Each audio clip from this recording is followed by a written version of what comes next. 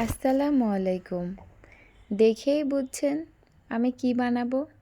আমি ডাল বড়া বানাবো। তার জন্য ডালগুলাকে বেটে নিলাম।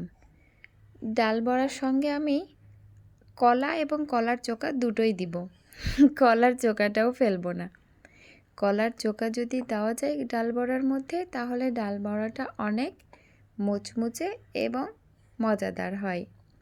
তার জন্য আমি কলার চোকা এবং ডাল সবগুলাই পাটাতে বেটে নিলাম।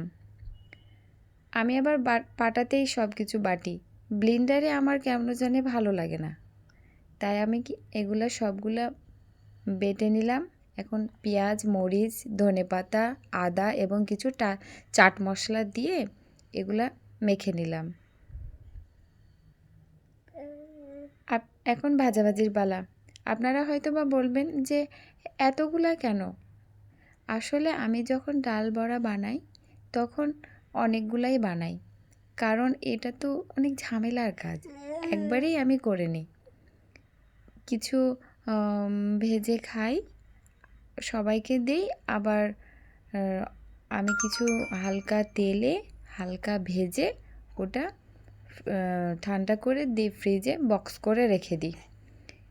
তাহলে যখন মন হয় তখন আবার বের করে আবার ভেজে ওটা খাওয়া হয়। আপনারাও ট্রাই করবেন।